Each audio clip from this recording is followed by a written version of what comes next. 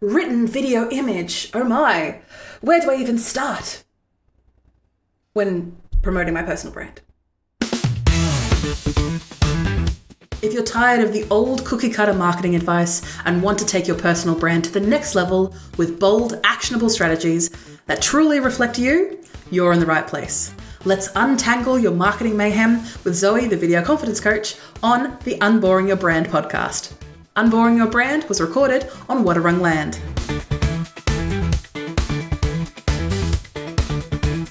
Yes, welcome to the podcast today. And today we're going to answer a question from a bigger context that I had with a potential client called Gemma. So I'm going to say hi. Don't worry, I'll follow you up soon enough. So the question that we had specifically was, when it comes to creating content and specifically creating content for a personal brand. So what I mean by creating content is the way of marketing yourself and allowing yourself to become that industry leader, that industry thought leader when it comes to the area that you want to focus your personal brand in. Because ultimately, remember, your personal brand is not for you, it is for your audience. It is for the people that you serve and the people that you help. So in turn, you need to be able to both draw their attention in to make sure that you can actually serve them and help them over time, but also allow yourself to be able to give yourself some focus and some guardrails when it comes to creating content.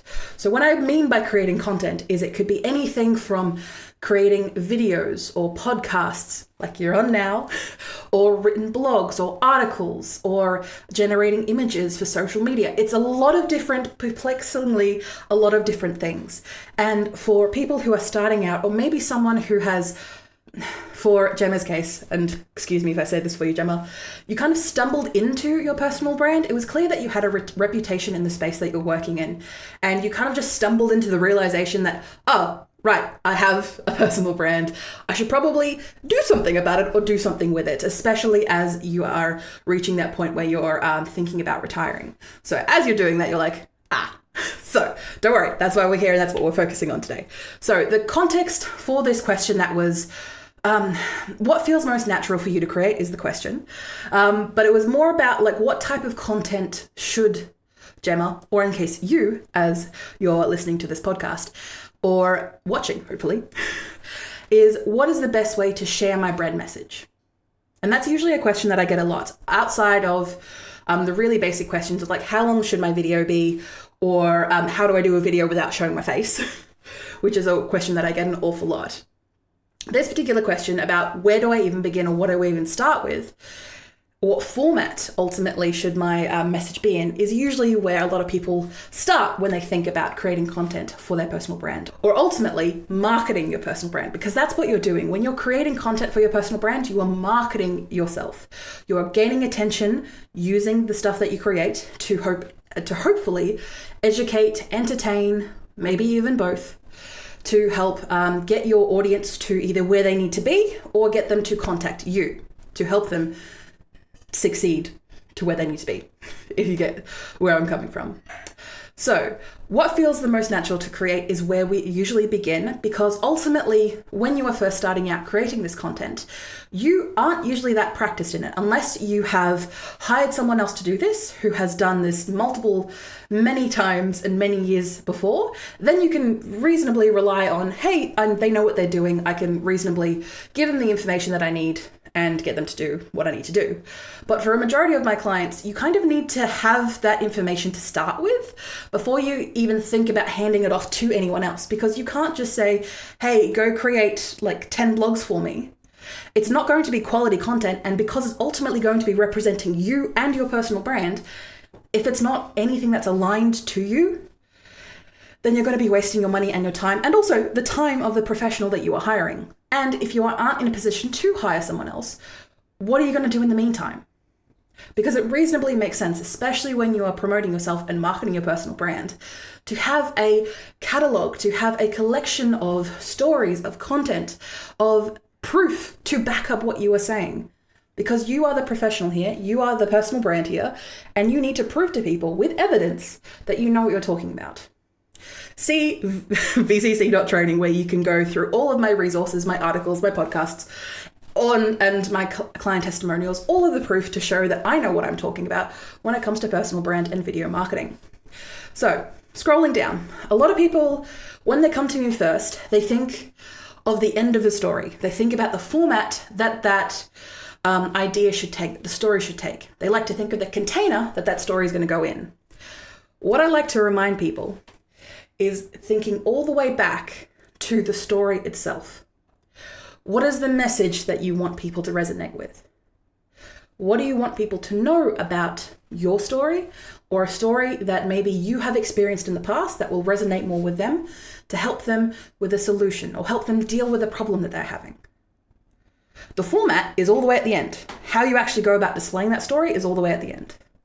First off, what you need to do is make sure that you write this down, or you maybe record yourself even with a mobile video, or maybe a voice recorder. I've recently got mine out, my like little machine that I purchased back in like 2009, and it was a voice recorder that I used to record videos. So I used to record audio for videos, and I think it was like $60, and I now use it as a voice recorder to be able to help me get my notes out of my head without the use of opening my phone and distracting myself. I digress. So what I do is I make sure I get that story out of my head. I don't think about where it is going, what it is doing, what format it's taking. I just get the story out of my head. Thinking about what messages that it resonates with, who this will have resonate with, who will it be for? Again, ultimately, who is the end piece of content, the end story for? And then once we have the story, we can start thinking about how we start implementing it. Now, as you can imagine, this type of method requires you to maybe have some stories, but I'm sure if you start talking with an old friend, a family member, or even an old colleague of yours, those stories will start flowing. I'm going to tell you now. So take that opportunity to just record your either conversations with their permission, of course, to be able to get those stories again out of your head and into something tangible that you can then hand off to someone else if you're paying them, or in the opportunity that you're doing yourself, be able to reflect on those stories and those messages.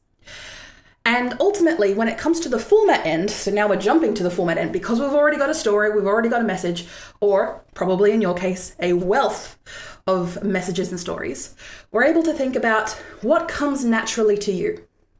Asking yourself, what did I do without overthinking? What can I do without overthinking? Now, this will help you as the type of personality, the personal brand that you are. This will help dictate the type of content that you ultimately create.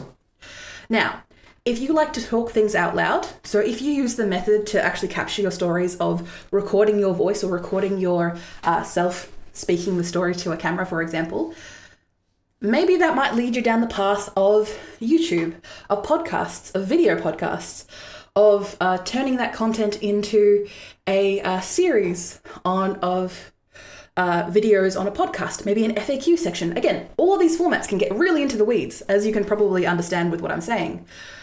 But then being able to see that, okay, what I find natural and what I find easy to do, I'm honestly going to find easier to do, and in turn, do it more often. If you are someone who loves writing and finding it easy to, clackety-clackety-clack on a Google Doc or a Word document, or if you are someone who likes to write down your stories by hand, it might take a little bit of time to actually transfer those words onto a digital format, but you can use things in that form and container, like a blog, like a newsletter, like social captions, like like articles, like guest articles on other people's websites or platforms. You can use the written word to your advantage because you enjoy doing it, and you will definitely do it more because you enjoy it. And if you are someone who is obsessed with design and visuals, maybe you are someone who is more image-led. So, for example, you might find your content more easily sways into the bucket or the content format of carousels, infographics, or stylized photos that help tell your story. Yes, you might need either a video or an article to support that content, but starting with what is easier for you allows you to get the things done without feeling overwhelmed and feeling like it's just another chore on your to-do list. Because it's not about what everyone else is doing, especially not what everyone else is doing in your industry or space. It's about what you'll keep doing consistently. Because again, it is your personal brand. You may not be doing it for yourself, but you are the one running the engine. Speaking of running the engine, keeping your energy levels in check. So being honest with yourself and being honest with me, because I am your marketing coach for this session. What brings you light? What brings you fun? And what is the opposite of pulling teeth for you when it comes to creating something? A lot of the people, well, to be honest, I'd say 99.9% of the people I work with are creative beings. Are beings who use their imagination freely and consistently. So if the idea of filming a reel for Instagram or TikTok, if that's still a thing, and it just wants you to just put it away and take a nap, then obviously don't start there. Don't work with the format that is going to cause you harm or force you to put away the phone or the laptop or the computer and scare you, essentially, breach your comfort zone to the point where you're not feeling like doing it again. Because it goes against what feels sustainable and what you can do consistently for your brand. And it will also help you not burn out in 2 weeks. Because if you do something that you don't like, for any of us who have worked a 9-to-5 or who have worked in corporate, when you're being asked to do something that you don't want to do, you end up hating the job. And when it comes to your personal brand, no matter what, you are the driving force. You are the one thinking of the stories. You are the one putting things together most of the time. If you are privileged enough to have some capital or resources behind you that you can hand it off to a staff member or a contractor or what have you, awesome. You are still the one paying for that because ultimately you are the one betting from that because it is your face and your brand. So in turn, you need to be the one running that engine. If that feels positive for you. So keeping in mind that no matter what option that you choose, being consistent matters because your message will travel. That brilliant idea, that story that resonates so heartily with everyone that you work with, can shape in a few different ways. If you record a quick video, that's great. You can also use that video and you can run it through a multitude of programs to get a transcript of it and then help you write a blog. Yes, you're doing a different form of media that may not exactly resonate with what you initially started with, but you're doing it in a way that's easier for you to do. You can even start with a written post or a blog post and then take out certain quotes and put that into graphical titles or into infographics, breaking down these complex ideas into visual graphics, I should say. I was going to say art. One idea can become many. One video can become 5, 6, 8 pieces of content. Boom, you have something that is perpetual, that is ongoing, and is able to reach those people. So say, for example, the people that you are there to help and that you are there to serve may not be the type to watch a video or to listen to a podcast, but they will read an email from you. They'll read an email newsletter from you. They'll read a blog post from you, an article from you. Or maybe you appear in one of their preferred newsletters or newspapers. I'm pretty sure they're still a thing. In those moments, you then build that credibility and that knowledge. So then when they hear that story for you, it may be a story that you yourself are bored with and you've told thousands, countless of times, but they have not heard it. And in turn, they will take action because they saw it in a place that they're comfortable with, they're familiar with, and ultimately they trust. And that trust will then get transferred to you. So in that method, I want you to ultimately remember, no matter what you do or whatever you find easy enough to do and consistently easy enough to do, is not forget who you're talking to. Ultimately think about the audience, think about the potential client, think about that customer avatar, as we like to say, who is ultimately the person that you are serving, that you are helping. What format will your audience actually watch, read, or engage with? And if it's not necessarily the one that you find the easiest, is there a workaround? Is there a trick? For example, like recording that video, turning it into a transcript and turning it into an article or a blog. There are ways to get around things. Everything can become everything else. You can always repurpose content that you've done in the past because it has worked. If your crowd loves TikTok or Instagram Reels, the vertical videos, and they are like, maybe it's worth trying it out and maybe still having an aspect of learning to it. May not be your favorite thing to do, but say, for example, trying something in smaller doses if you're not a fan of it, or something that, again, working around those tricks. What can you do creatively to meet the expectations of your clients? And even if something may not be directly linked to what they like or they prefer, maybe showing them an alternative that actually ticks all their boxes, actually shows them. Because say, for example, there's a lot of people that I work with who say, I can never get any of my people, like any of my fans, any of my clients to read anything for more than more than 2 paragraphs. Well, all we did was change the formatting, and then people started reading. They found the nuggets of wisdom and started emailing her back and going, hey, I had this experience too when I was younger. Or there was this conversation that started. All we did was because we changed the format of how it was written out. It wasn't just large swaths of text on her website. So in that turn, what can you do to help, get yourself out there while also making it easy enough for you to do? And if, for example, another example that I have on my list here, if your people are on, say, LinkedIn, can you do a smart post and photo that might do the job? And again, you are allowed to say the things over and over again because not everyone is going to see your message. Repeating yourself over and over again may annoy you, but it's not going to annoy the people who love you. So the bottom line is, ultimately from today's podcast and hopefully today's session, you've been able to pick a format that is the easiest to start with. Again, think of the story, then think a format that you can do consistently over time. You can always add, you can always test, you can always mix things up, but starting with a container or a format for that story that you think works best for you. Maybe it's something that you have experience in or something that you're willing to try because you're interested in it. You are not locked into that format forever. You're just picking it off because it's the first cab in the rank. You can always try new things as they come up.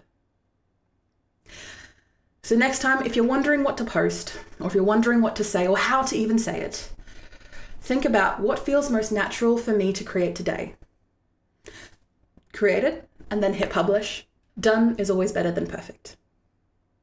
And let me know how your versions go, and you can always reach out to me, Zoe the Video Confidence Coach, to give you any sort of feedback regarding the methods that you use. I look forward to seeing you around, and I look forward to seeing your content, because you're going to do it, right? Keep growing your personal brand. Thank you for listening or watching Unboring Your Brand. You can find detailed show notes with tools, offers, and episode transcriptions. Just click the first link in the description or go to vcc.training/podcast. Get involved and ask me anything about personal branding, video strategy, or just a friendly small business chat via my email, g'day@vcc.training. That is gday@vcc.training. The Video Confidence Coach would like to acknowledge and pay my respects to the Wadawurrung people of the Kulin Nation, the traditional custodians of the land on which I record my podcast. I pay my respects to their elders past and present. I stand with the traditional custodians of these lands in working towards a more equal future. Always was, always will be Aboriginal land. Look forward to me chatting at you next week, superstars.